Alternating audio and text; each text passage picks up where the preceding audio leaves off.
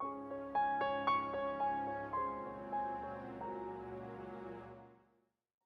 been a difficult week for snooker. Paul Hunter's death has deeply affected everyone within the sport, and it's touched a huge number of fans as well, many of whom have been keen to add their name to a book of condolences here in the Aberdeen Exhibition and Conference Centre.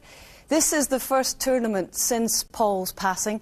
As you would expect, snooker turned out in force. Many of the players went to his funeral in Leeds on Thursday, and they gave him a heck of a send-off. And thereafter they made their way north here to Aberdeen for this Grand Prix event. All of them keen to share with us some of their best memories of the 3 times Masters champion. It was so noisy. I remember consciously being in my chair and he'd be clearing up on another century. And just as he was about to pop, he was saying to himself, wait for the roar. The noisiest thing I've ever heard in snooker, just added to the atmosphere. And then plus even afterwards, despite the fact that I lost, we had a great night. And I remember, like, only last week or two, and you're thinking back of when you're playing your memories, and him sitting on my lap at 5:30 in the morning in the hotel foyer, you know, just talking about the match and how it went, and you know how pleased he was and what a great game it was, and the stuff like that you kind of remember. He was a guy that I think secretly we all wanted to be a bit like Paul. I can openly admit that, you know, I often thought, I wish I was as good looking as he was, or I wish I had the figure he had, or I wish I could play the way he played. And it's just such a sad loss to the sport, but moreover such a sad loss to all his friends and his family. He clawed back. I think he was about 6'4", 6'5", and he was 6'all", and I just collapsed. And I was looking over to his chair, and he didn't look any different. It was 6'all", he looked exactly the same as when I was 5'0". I was thinking, go on. And he put the pressure on me, and I just collapsed in the end, and he just powered through me. I think beat me 10-9.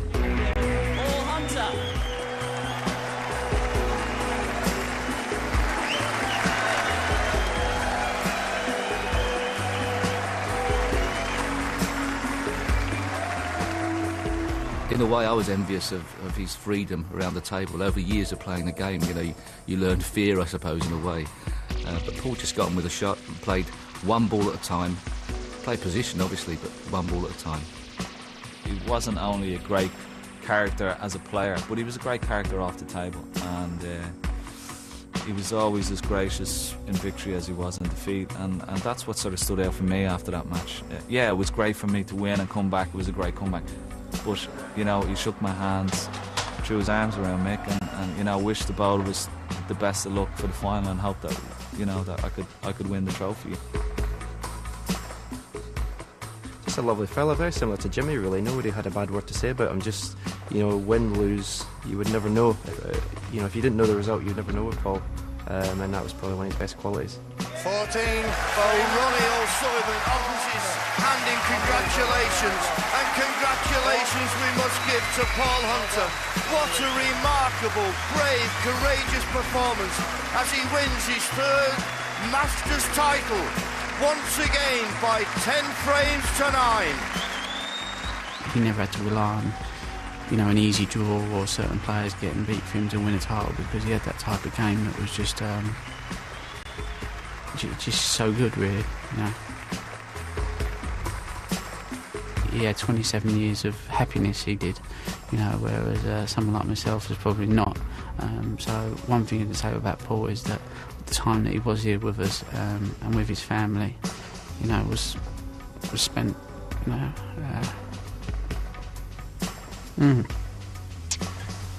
hard, you know. And just before play got underway this morning in this Grand Prix event, our whole cast list stood silent to remember a much-loved colleague and friend.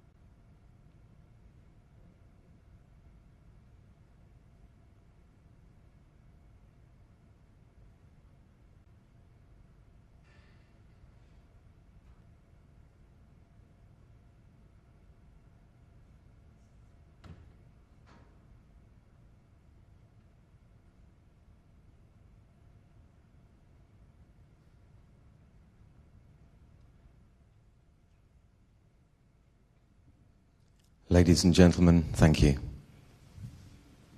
I remember his first ranking event, when he won his first ranking event tournament in Newport. I was actually commentating, and he beat John Higgins, who was a very heavy favourite to beat him in the final.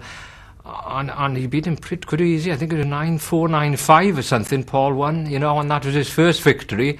And I'll never forget his face as he walked off, you know. I mean, the picture, the smile. I mean, so much beauty in his face when he came off after his first victory.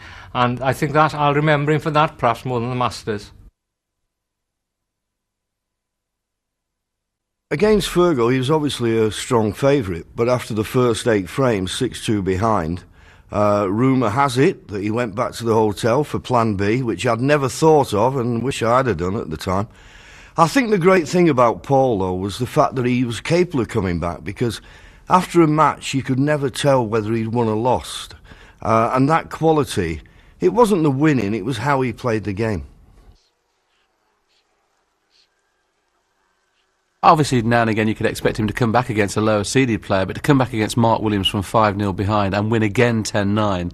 Every time he won at the Masters, it was always 10-9. He had such wonderful fighting qualities, and that's something I miss more than anything, the fact that he used to fight till the end. Incredible, he was 7-2 down and come back, and that was an unbelievable match. And I mean, to come back about any player from 7-2 down, but to do it against Ronnie was quite amazing. Everybody thought the world of him, and he was just great to have around the venues. Yeah.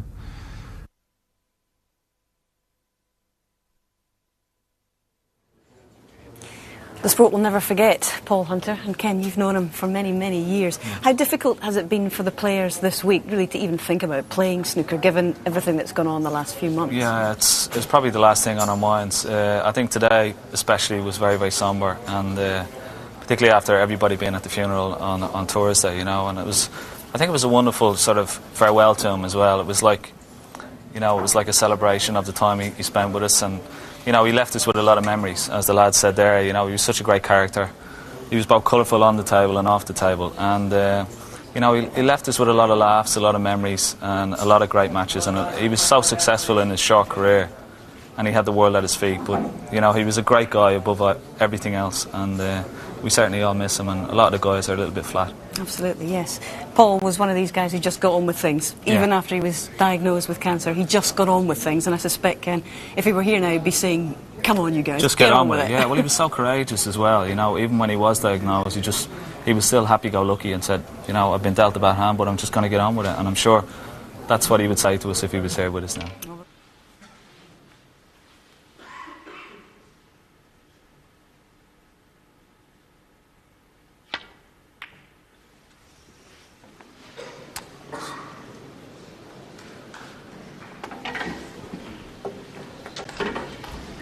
Needed a thinner one, but it's still safe.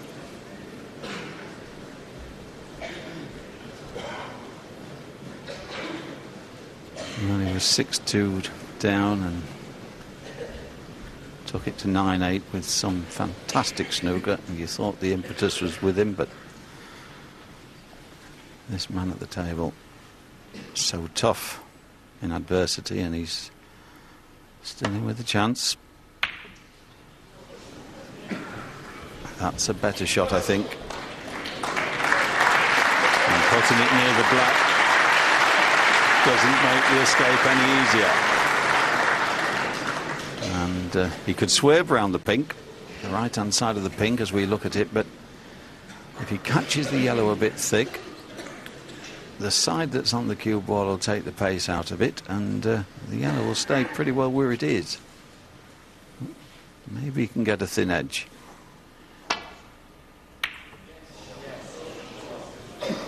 That's a good shot.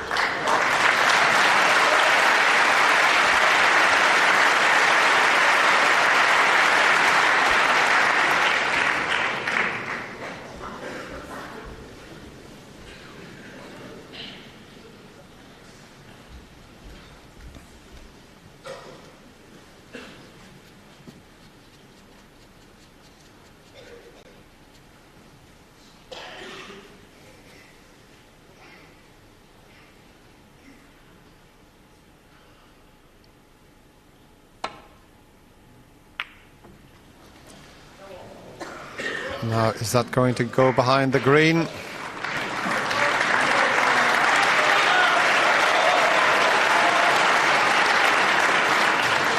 It's going to have to be 2 cushions and hope for the best. Well, he can get to the back cushion, but it's the same thing. Needs a bit of good fortune. He's played that extremely well.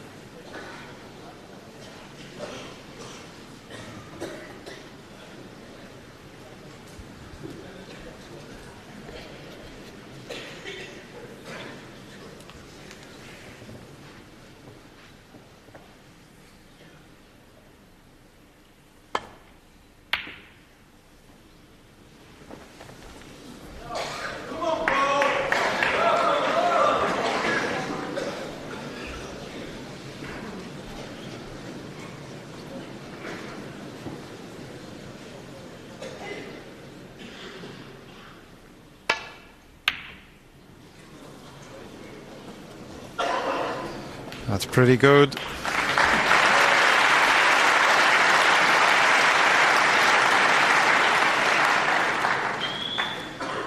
Now it's Fergal's turn to try and get out of the snooker and knock it safe.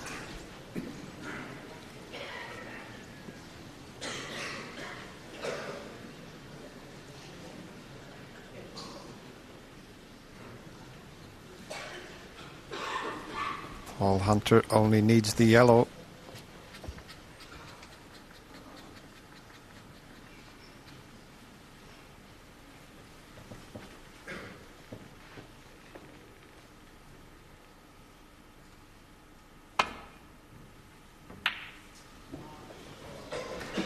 He may have got the snooker back. He has, you know. He holds his hand up.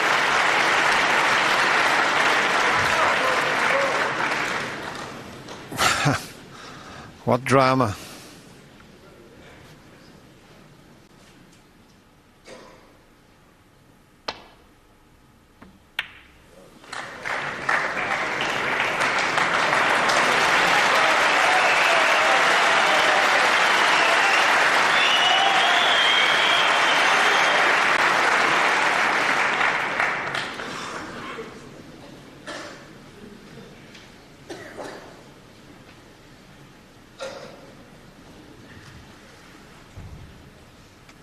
Just got to make sure that he catches the yellow correctly. Got behind it a little bit too much. The yellow could run into the green.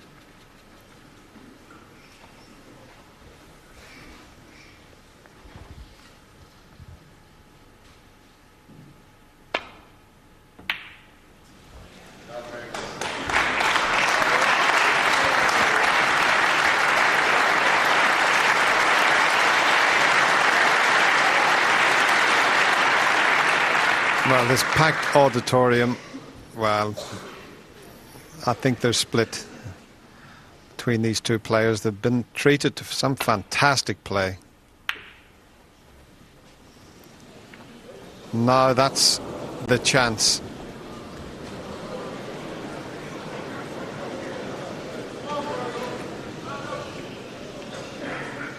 It's 10 minutes since the last pot went down. Fergal O'Brien, he needs 6 pots to be Benson and Hedges champion.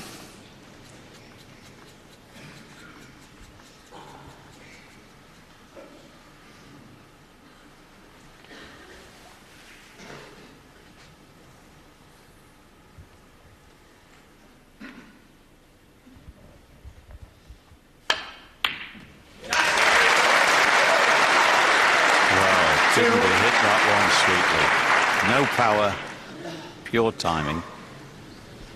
He needs all the colours. And that's a terrific shot. It's a bit of a cliche to say that in a close match it's a pity that's a loser, but I truly believe that whoever loses this one will be very unlucky, because they'll played a part in a great final.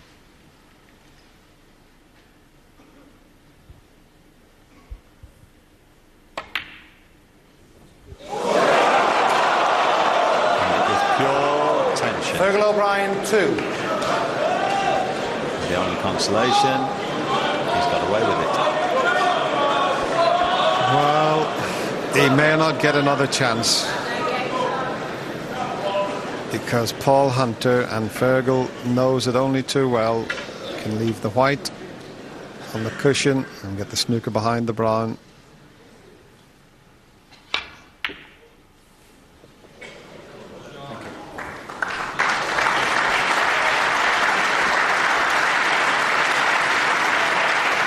.23 the difference. He's got to hit the snooker, otherwise he will require one.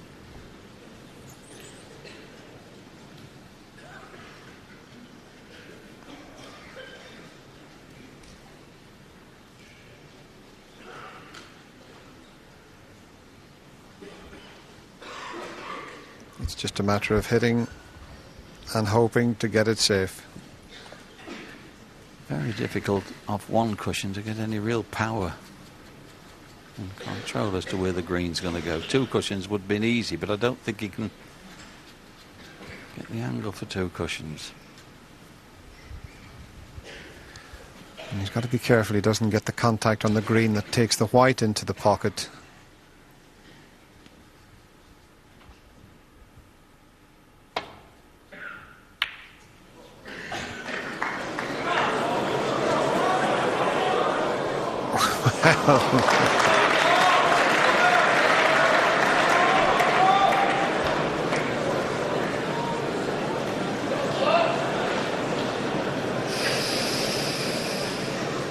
How is this going to end?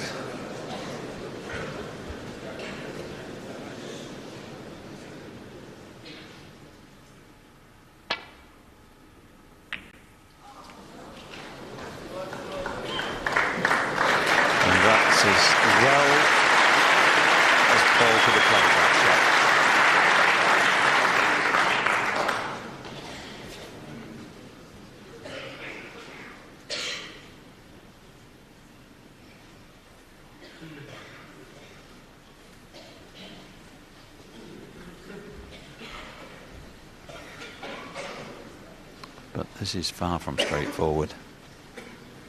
If he comes off the right-hand side of the green to take the cue ball back down there, so easy to push it over the right corner, up and down the centre of the table. Extremely difficult.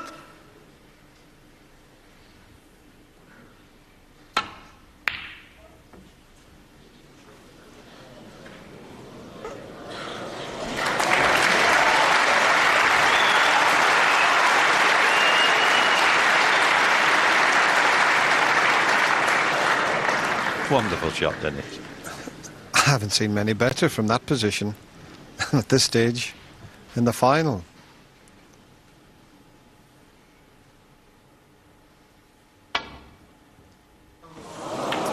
Foul and a miss.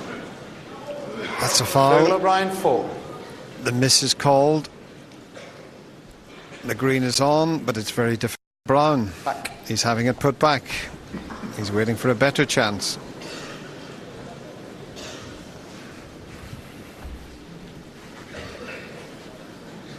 The middle pocket slightly in the way for Paul Hunter. Yeah, Fergal, I think he needs to make the angle. Maybe he's going for the two cushions this time. Not sure. I don't think the angle's there, just playing it plain ball. I really don't. I think he's got to force it, and this could be a free ball. Free ball. Fergal O'Brien 4.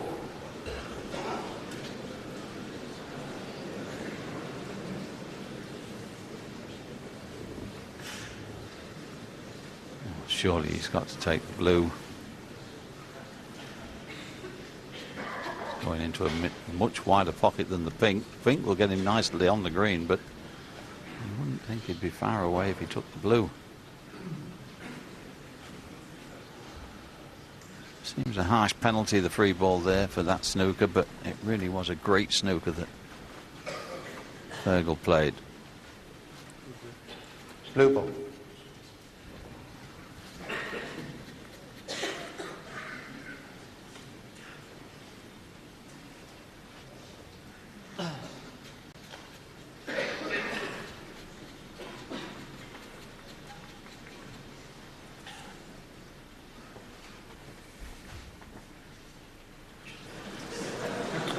Gentlemen, please. Well, the longer he looks, the more difficult it will appear, I'm sure.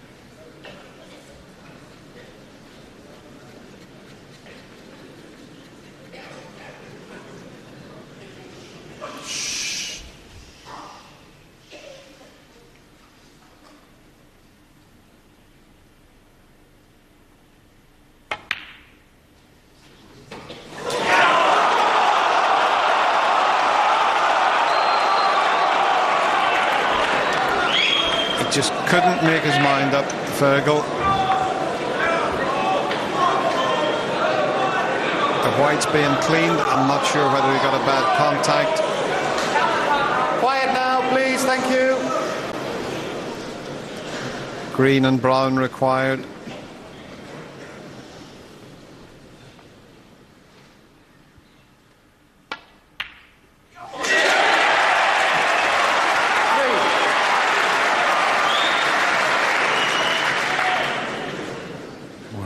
O'Brien will have nightmares about that blue, I'm sure. It had been the most splendid battle. And really, I thought it created the opportunity there to win. Settle down, please.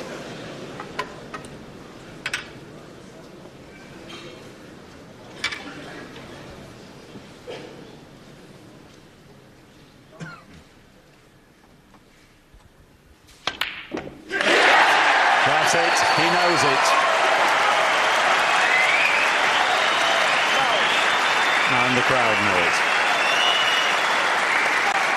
So, having been 6-2 down at one time and looking down and out, Paul Hunter produced some fantastic snooker this evening to go 9-8 in front. Fergal O'Brien came back, and then, well, you saw it the last frame. He'll have nightmares about it, but this young man, I believe, has thoroughly deserved his victory. He's played well this week. He'll be around for a long while, and, well, an absolute wonderful match.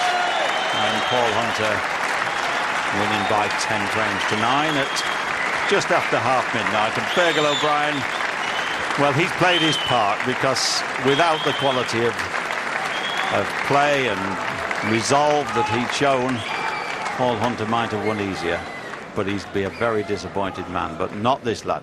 He's Benson Edge's master for 2001.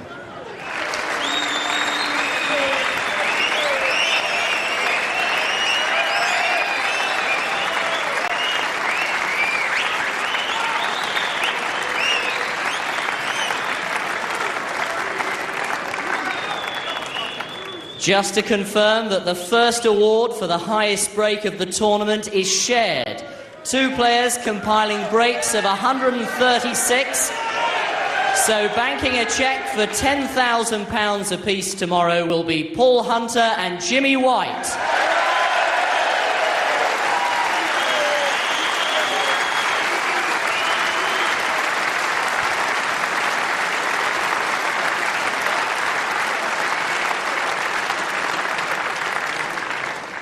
So to the runner-up, and what a performance he's given us this week. A magnum of champagne, a cheque for £88,000, Fergal O'Brien.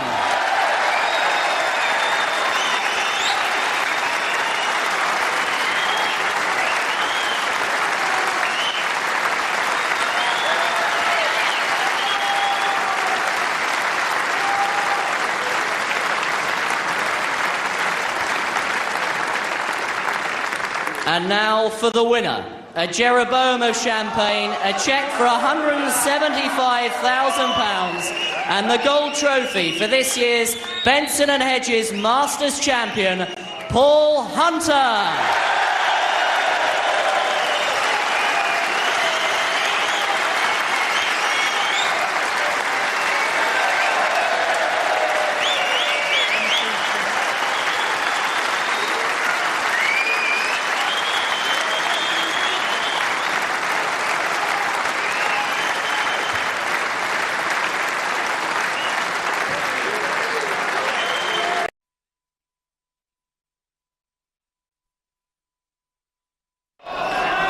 19th and final frame, Mark Williams to break.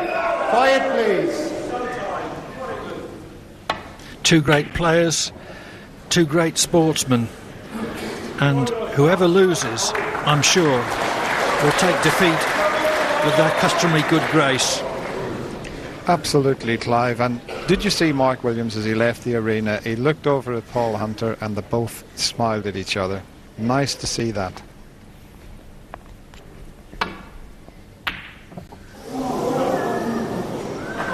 First chance falls to the Welshman. Having said that, awkward cueing.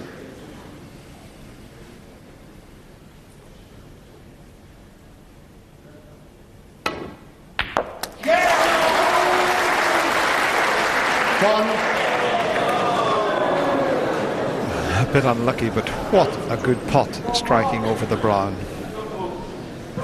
Smooth as silk, that one.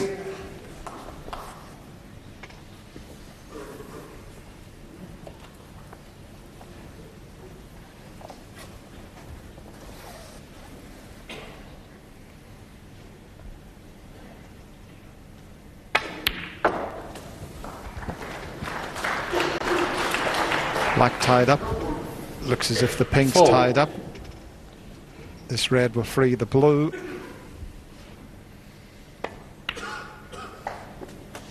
Five.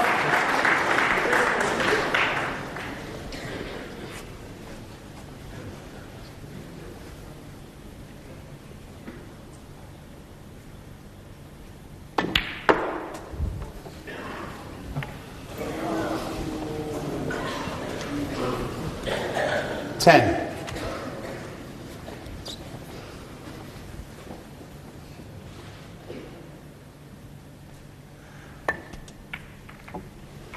Mark Williams, 10.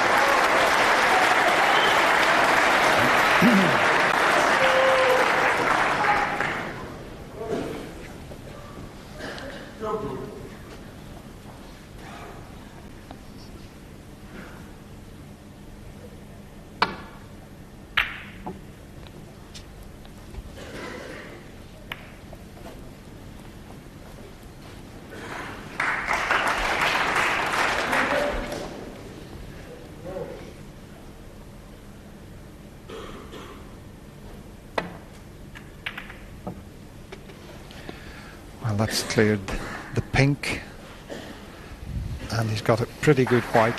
Not quite a snooker. Green will be the target for Paul Hunter here with the cue ball.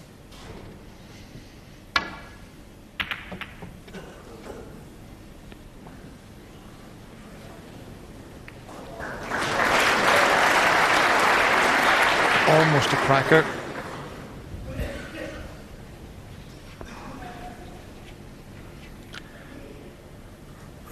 Red to right corner, too risky. Cue ball would be clattering into the bunch.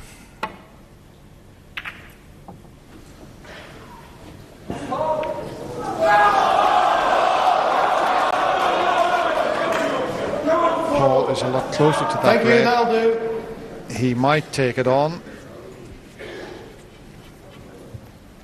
but it's the same scenario. Where's the white going to go if he takes the back one? So he's looking at the straight red, and it's just as difficult. This is not easy.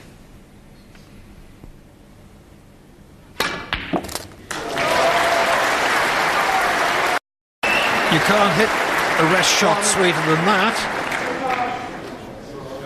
if anything, he's hit it a little bit too sweet.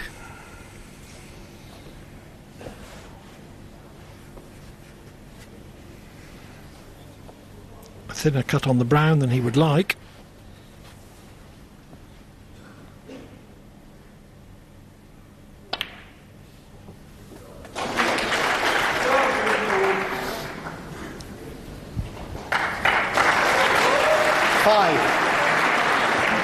Could have been better. It looks as if he's dead straight on this red. So he's got to play for the pink. He's okay. 6.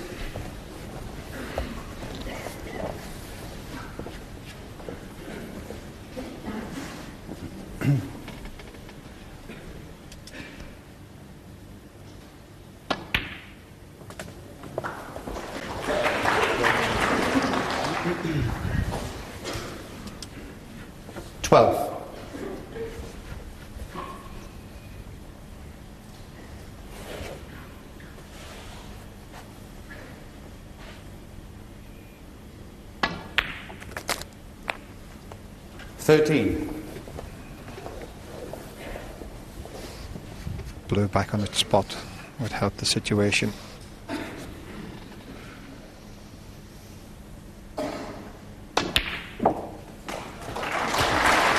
Where's that cue ball going to drop? It could be unlucky. 18. The only possible pot on is the one to the right of the black. It will pass the one that's near the pocket, but the white would be going into the black, I think. The only other possibility is to plant one red onto the one that's near the pocket, and even that is so tough.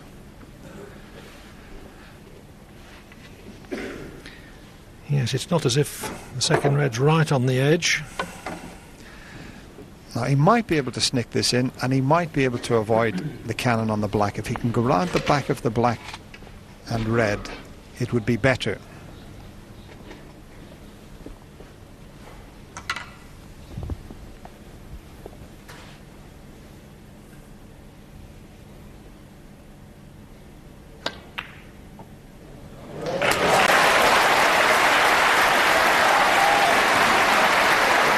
Yep. 19.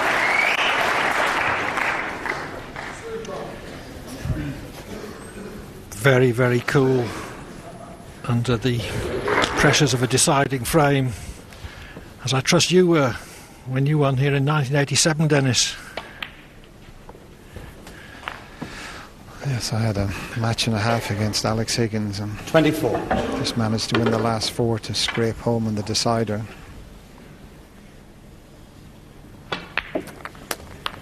Thanks. 25. It's hard to put into words how you're feeling out there. That shows you how they're feeling inside.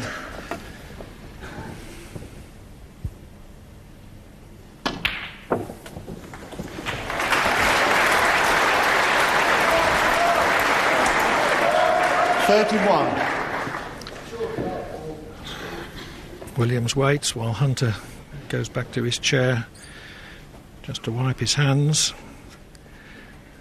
He wouldn't be human if he wasn't feeling nervous.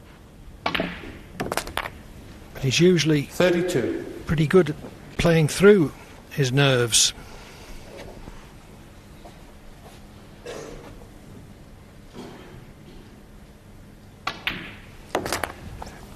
He's picked off all the loose ones. This is where 38. It starts to get very difficult now, because if he plays for the blue, the pink's in the way of the cannon into the 4 reds. So he'll play for the pink possibly here. Has he got the angle? Has he got a little bit of angle to cannon the reds?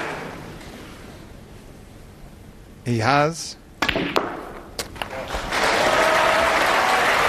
I think he's on one. 45.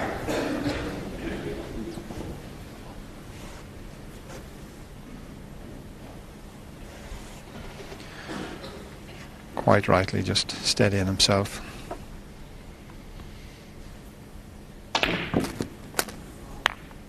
46. It's a pity there's going to be a loser here this evening.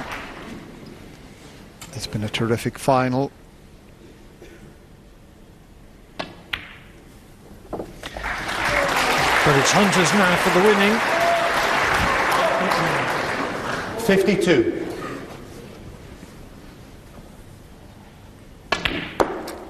53.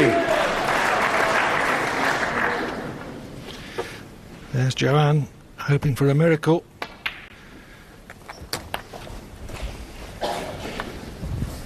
Yes, Mark, I'm sure 59. will feel that he knows it's all over. He'll be the first one to congratulate Paul Hunter, because to lead this young man 5-0, Mark will be the first to hold his hand up and congratulate him. He's not too 60. far away now. 50 the difference. Any colour and Mark will need a snooker.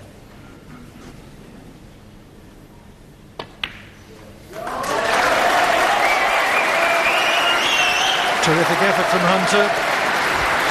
Not quite 65. over the line yet, because frames do occasionally get one from one snooker needed to tie. Well, can you believe it? One snooker to tie. That happened in the 98 final, a respotted black. But I can't see it happening here, Clive. But you'd never know.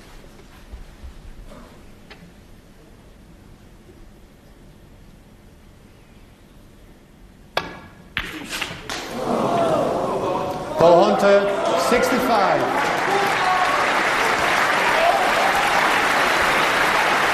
Looks very good for Hunter. But the black has been developed, which increases the possibility of Williams getting blacks from the last three reds, which he needs to do in order not to need more than one snooker.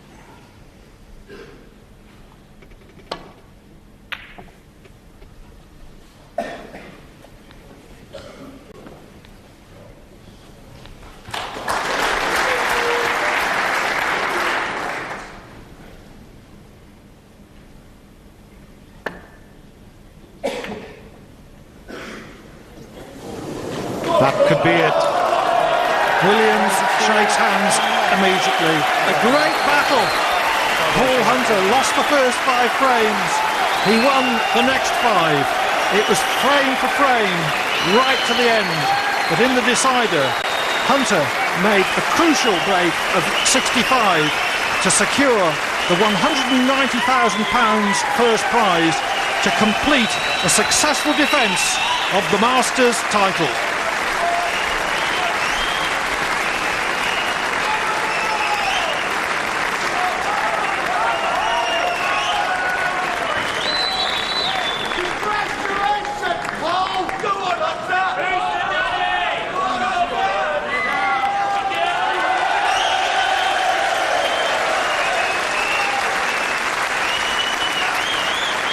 Ladies and gentlemen, what a fantastic final played in a great spirit. Will you please welcome the official presentation party, Tournament Director Jim Elkins, and the Managing Director of Benson & Hedges, Mr. Barry Jenner.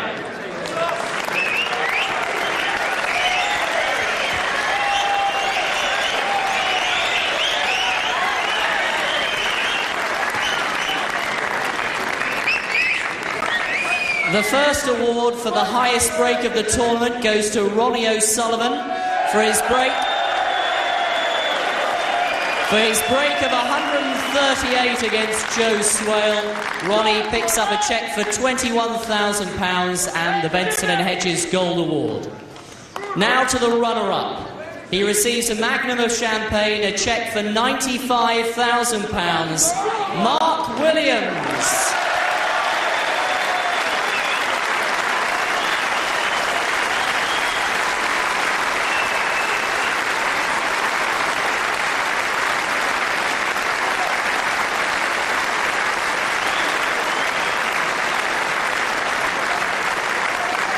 Receiving a Jeroboam of champagne, a cheque for £190,000 and the gold trophy for the Benson and Hedges Masters champion, Paul Hunter.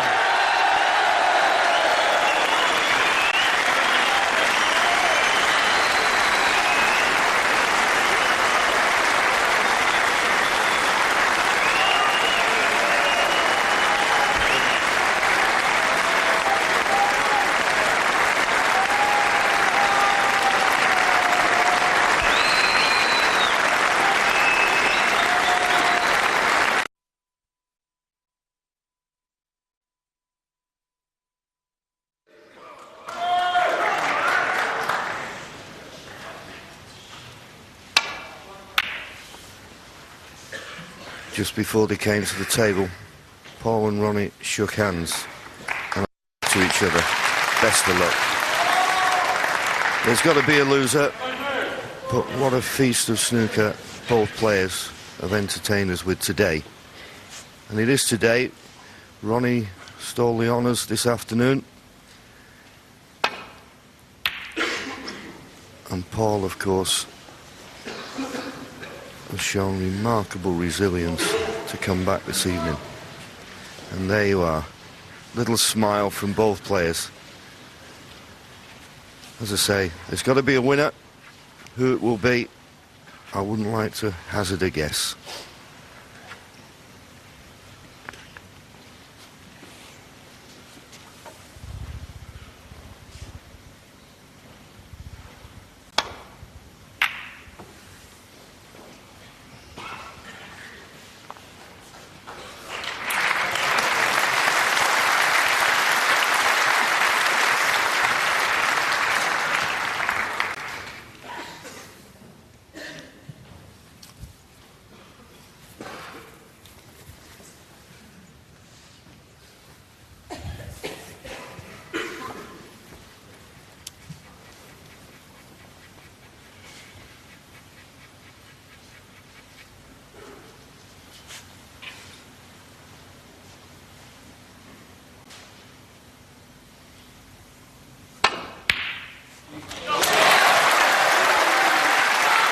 Well, that was nearly the shot of the evening. He's not on the black, though. It'll be a safety shot. Thank you. What a shot to take on under pressure. You can see the yellow, but he's got to make this safety. He's losing in the safety battle at the moment this evening. He's got to put Paul under it. Well, surely he's not trying to clip the black in. I nearly fell off my chair there.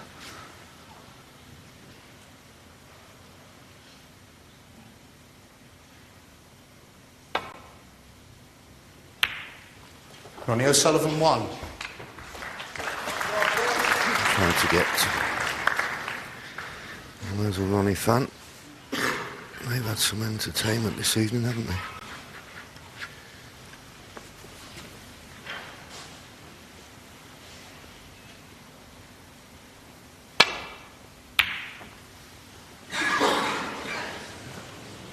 Well, much too thick. Much too thick. Left a chance for Ronnie. One of the few poor safety shots that Paul has played in the last few frames.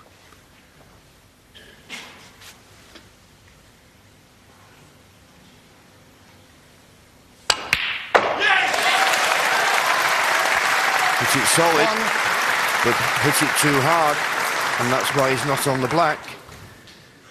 May have the yellow as a reserve. Just got into the cue ball too much. Well, this is a case of do I or don't I? Do I take the blue on or do I play safe? I think if he plays the blue in the middle, I'd fancy him to pot it in the corner. I'm not so sure.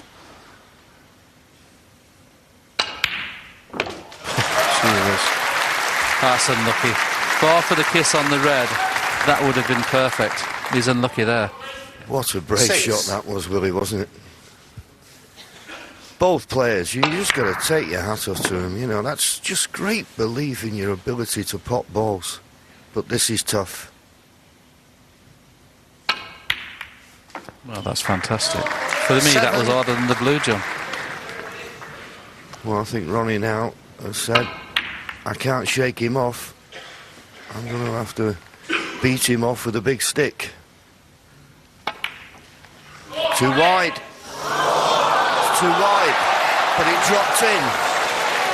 It looked as though it had stopped there, but it just dropped in. Gravity took over.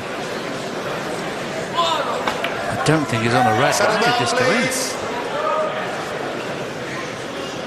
Well, you'd have to say now it's gone in. He's unlucky not to be on a red.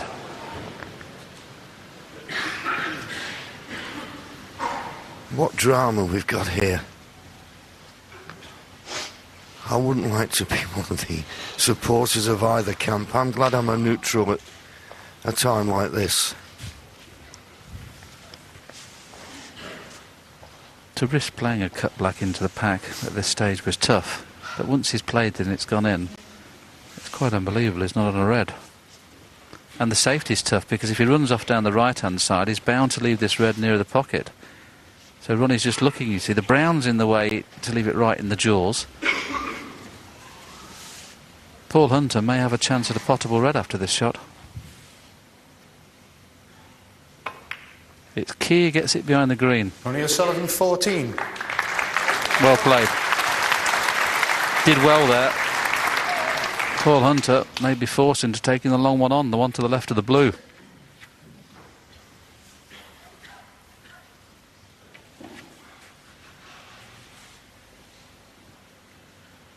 He's actually looking at the one to the left of the blue and trying to screw the cue ball back down towards the yellow. That would cover the red over the pocket with the blue, but this is one of those shots, and if you hit it sweet you can get it. If you don't, it makes you look foolish. Yeah, I think the cross double on the red near the left-hand cushion. He's just got to judge the weight of this. He could get behind the yellow, but he needs a good length to find the baulk cushion. He needs a good length. The pink's going to help. The pink's going to help, and what a length he got with that safety.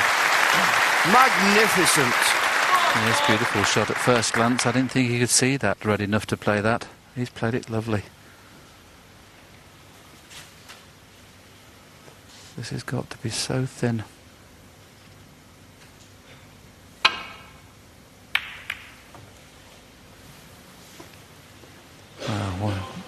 Ronnie O'Sullivan's back more against the wall in this frame than it has been throughout the match. He's played some good shots already in this frame.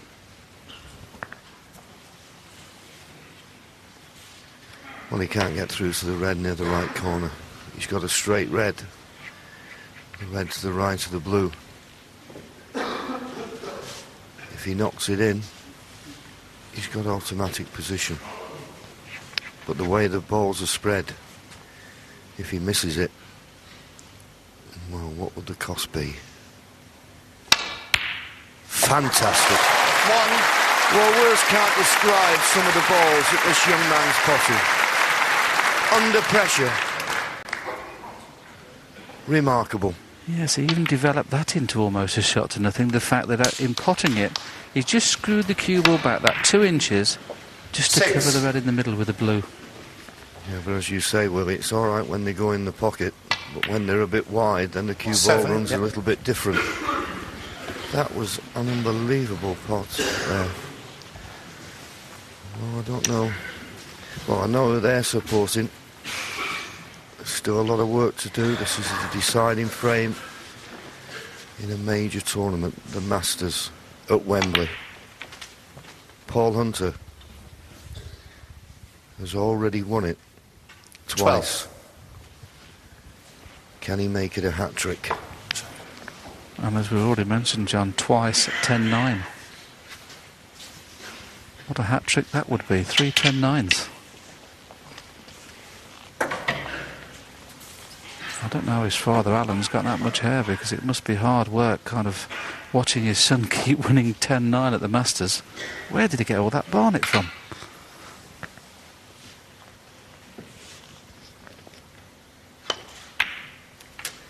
Oh, has this gone wrong? I don't believe it. 13. Well, I think it went wrong when he played the blue. He played for the red, which was near the pink spot. He knew this was dangerous because there was a red that could get in the way, and his worst fears come true. And he won't be taking any undue risks here, so it's only a safety shot to play. What a chance he's missed. Yes, he can cut thin off the pink on the left-hand side and virtually guarantee getting the cue ball in behind the yellow, but he might put the pink safe. He doesn't really want to do that. He wants to keep this pink in play. So he's played the shot. Now, as he put the pink safe, it might not help him.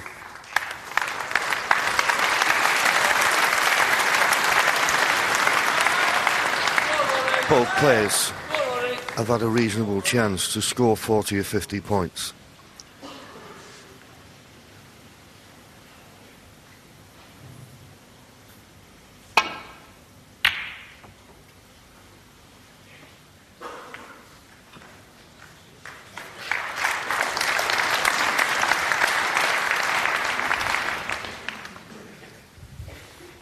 Not a bad safety from Ronnie.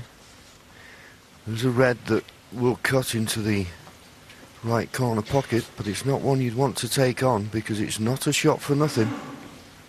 Well, Paul's come round to look at the angle, and if he does play it, it's impossible to miss the reds or the black. So an alternative will be what he's looking for.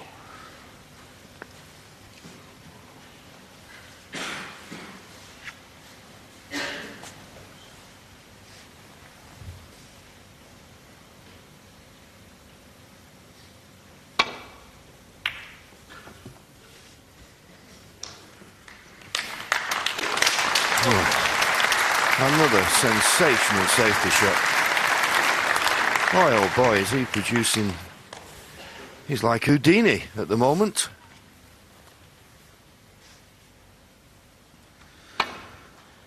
Well, this is some tell fibs.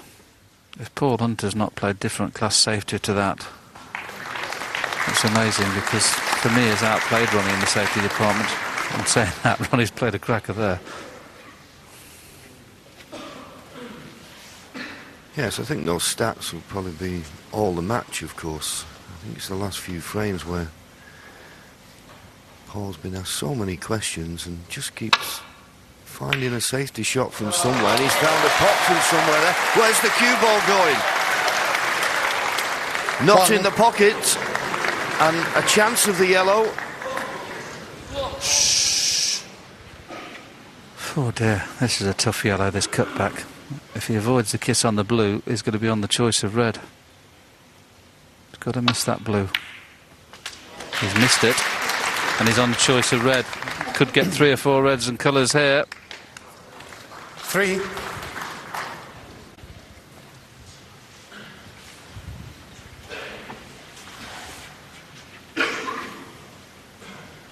Well, Ronnie sat there and wondering what's going to happen in the next few minutes. At the moment, amazingly enough, Paul Hunter has gone favourite for the match. Don't ask me how. 11. When he was behind 6-1 and 6-2, and Ronnie O'Sullivan playing, well, just sensational snooker this afternoon. But this lad never gave up hope. Last couple of frames he's been faced with almost impossible positions. He just played 12. The worst positional shot there, John, didn't he, the shot before? Well, it was just one of those things. He just misjudged the bounce off the cushion. I know what you're saying, and that's why he came too straight. He's still got a chance of this black, and you just know he's going to take it on. It's whether he can miss the yellow to get on the red. And he's flicked the yellow. He's still got a chance of a long red. 19. And he can actually play this as a shot to nothing. He can just screw across the face of the red that's above the black, beyond the black if it goes in, and won't leave anything easy unless he misses the red and sticks it.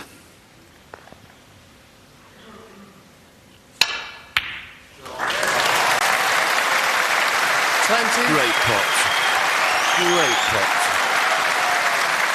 Still a big ask to win the frame and match at this visit, the way the balls are situated. But once again, under pressure, Willie, doesn't he? Pull them out. 27. And he can play this red in such a way that he can leave the half ball black and the 2 reds under his cue there. He'll be able to bring those into play off the next shot.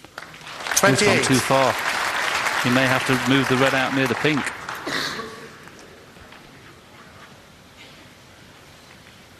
Stop talking, please.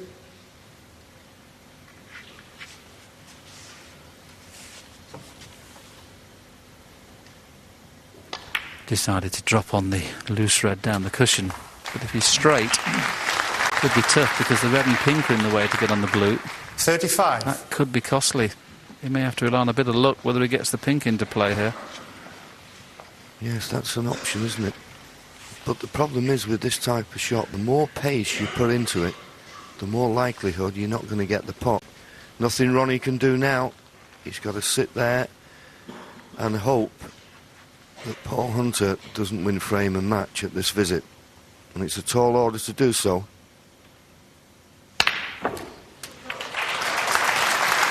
Yes, he's unlucky. 36. That's almost guaranteed end of break, apart from possibly another 5 points. And in this situation, I don't think the 5 points is worth a lot.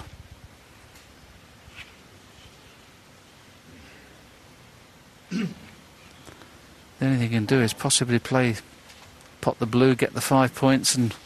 But would you want to bring a red into play, John? Well, the only red he could play safe off is the one that's near the right middle pocket. You wouldn't want to play safe off the 2 reds stuck together because you're bound to leave one with a chance of a pot.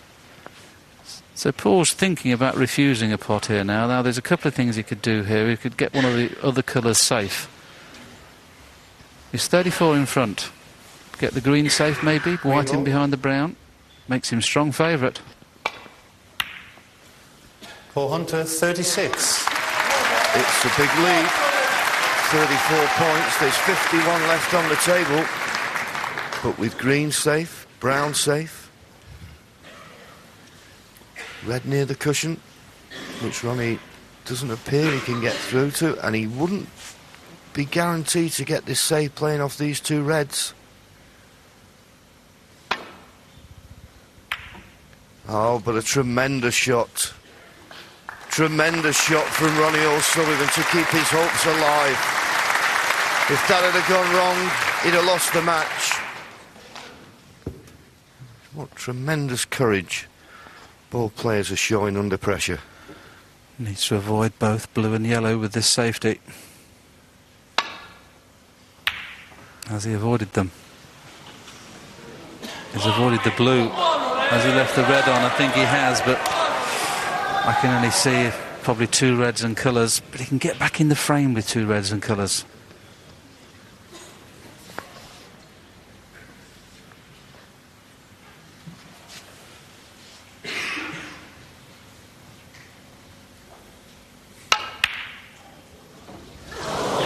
Wide. And he's left it. He's left it. This is a match-winning chance now for Paul Hunter. Is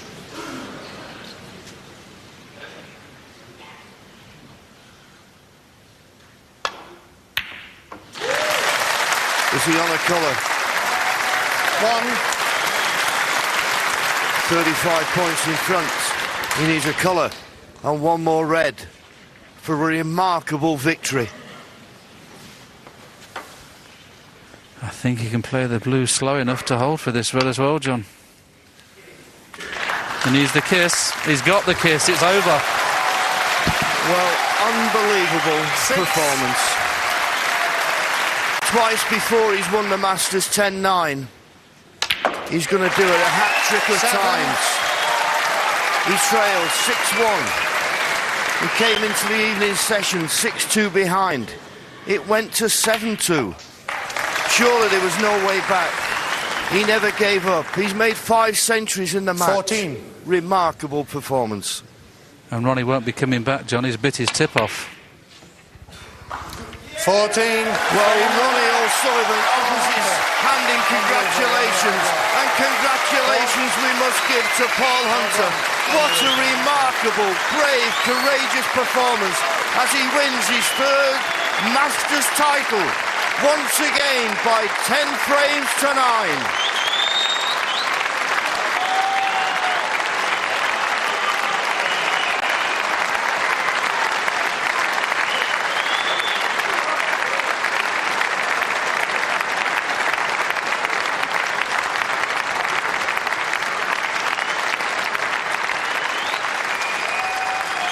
Ladies and gentlemen, will you welcome, please, the presentation party consisting of a director of World Snooker and former world champion himself, Joe Johnson, accompanied by the head of General Sport, BBC, Barbara Slater.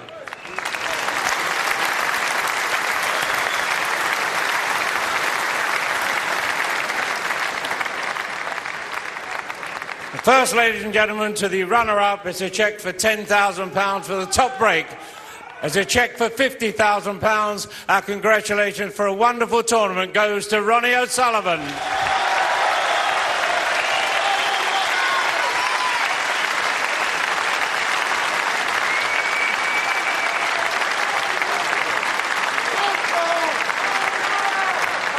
And now, ladies and gentlemen, to the winner, a cheque for £100,000, the Waterford Crystal Masters Trophy, and the title of this year's Masters Champion goes to Paul Hunter.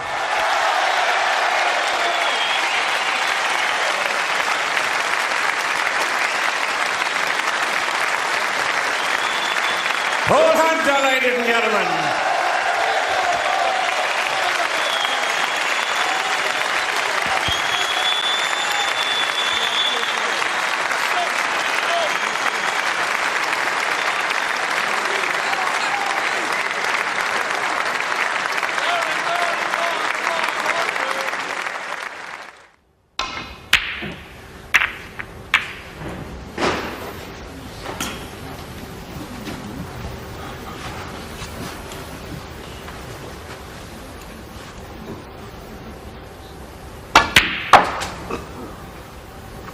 One.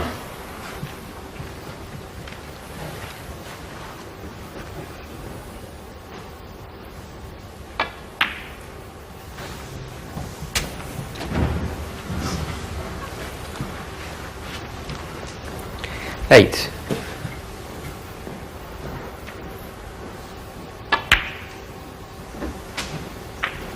Nine.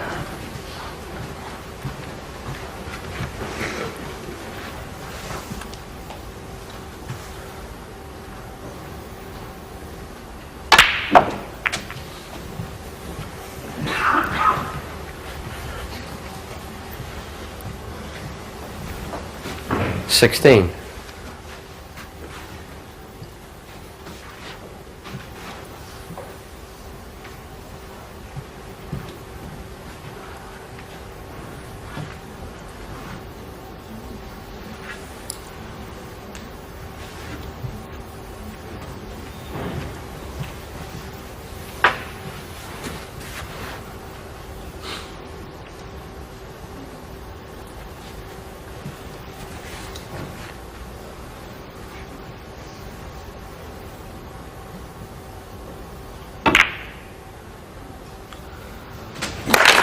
17.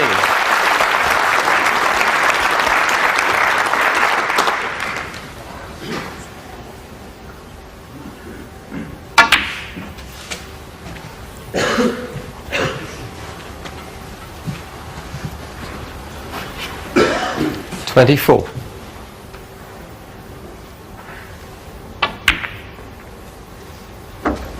25.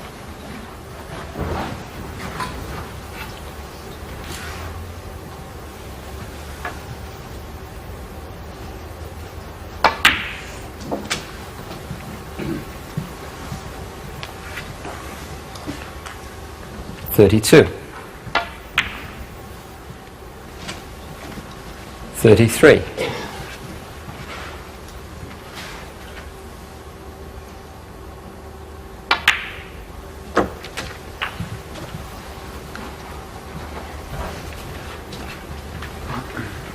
40. 41.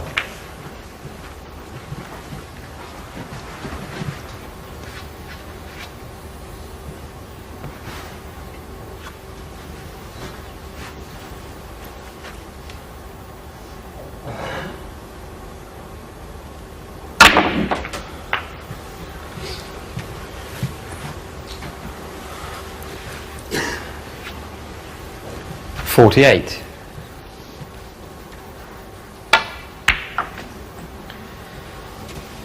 49.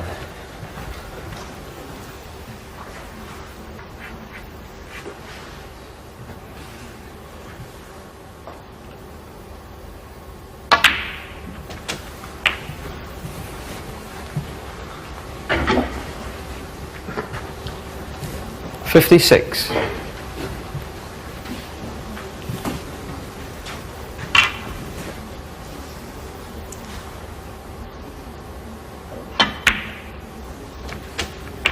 Okay. 57.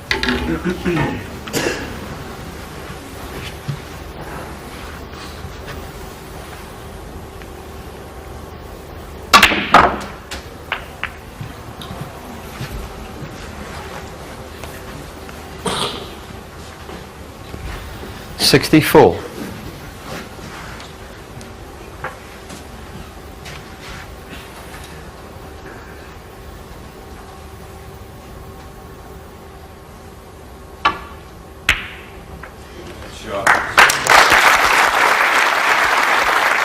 65.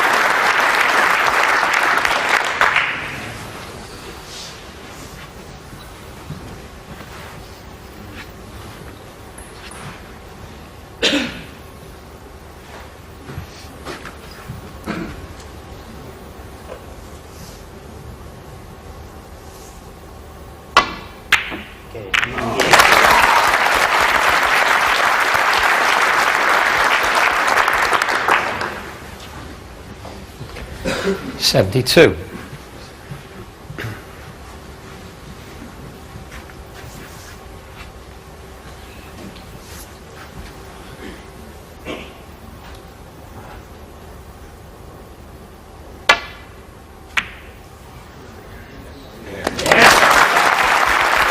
73.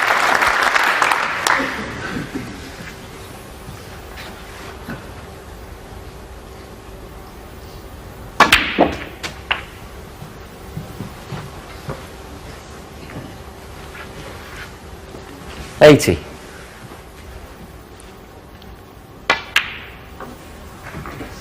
81.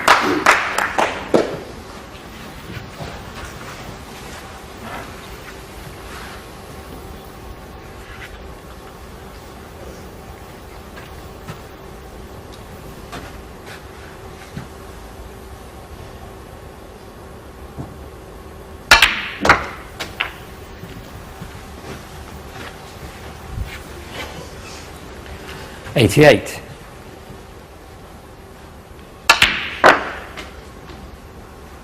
89.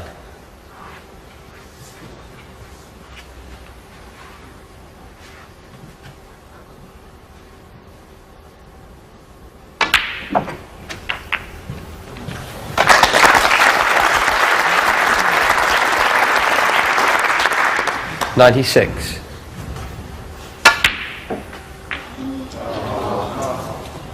97. Oh well.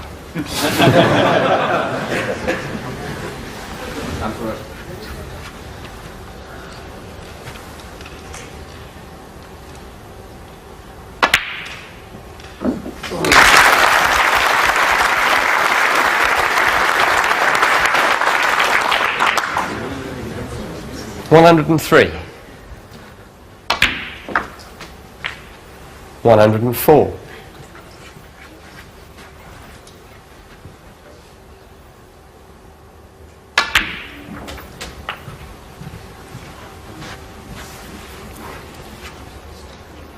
111.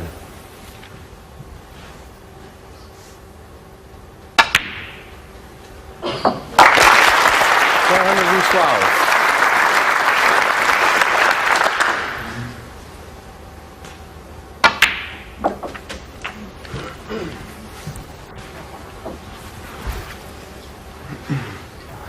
119.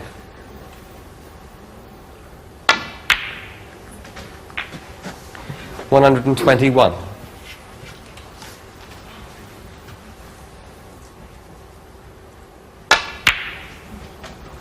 124.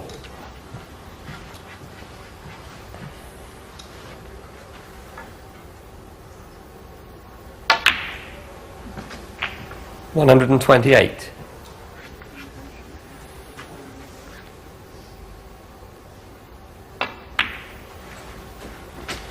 133. 134.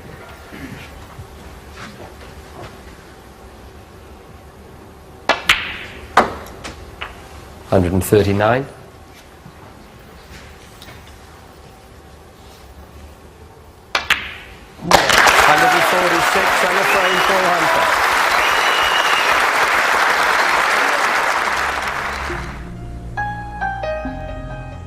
He just never stopped playing snooker. The table fitted on a coffee table and everybody had to play him. He may no longer be with us, but Paul Hunter's name lives on. Through his foundation, young people can now play the game he loved. Paul made his name through snooker, and that's why you guys are here today. You're here to carry his name on, and so am I, and it's an honour for me to be doing this. The Paul Hunter Foundation was set up last year in memory of Paul, and various fundraising activities have sort of taken place involving many of the top players since then. And now the foundation is sort of looking to give young people the opportunity. So between Q Factor and the Paul Hunter Foundation, we're working to put on a programme called Kids into Snooker, which gives young people the opportunity to actually get on the snooker table and take part and have a go. Paul would be very, very proud in seeing this, what's happening today, through his name and his achievements in snooker. Long may it continue.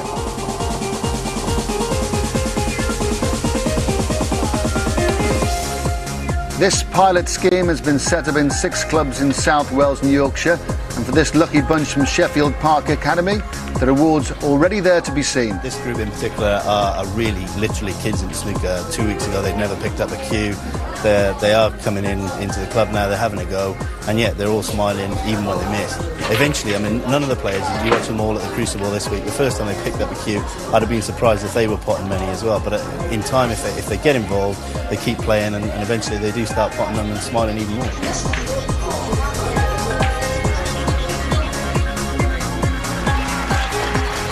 Kids in Snooker's team of top coaches are incorporating snooker history into their weekly 2-hour sessions. One such example is using Ronnie O'Sullivan's 5-minute 20 maximum break, where tables have that amount of time to score as many points as possible, the emphasis being more on fun than technique. Alan Hunter here is going to give us a 1, 2, 3. After you, Go. Alan.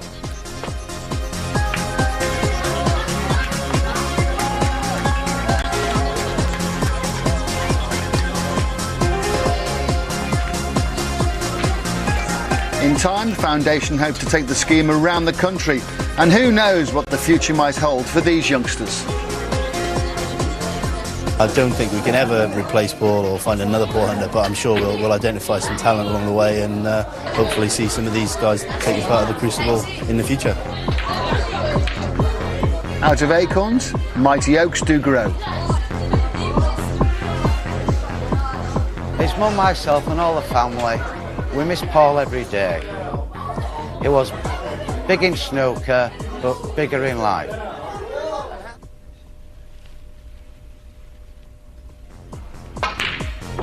World Snooker has also been busy assisting the development of up-and-coming players through its Paul Hunter Scholarship Scheme. Last year's inaugural recipient, Daniel Wells, benefited so much from the support he received that he now is qualified to play on the main tour.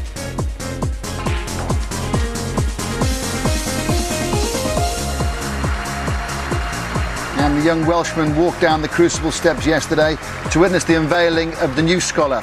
Paul's mum and dad were also there in attendance for the announcement. A local lad from Sheffield, give him a massive round of applause, Adam Duffy.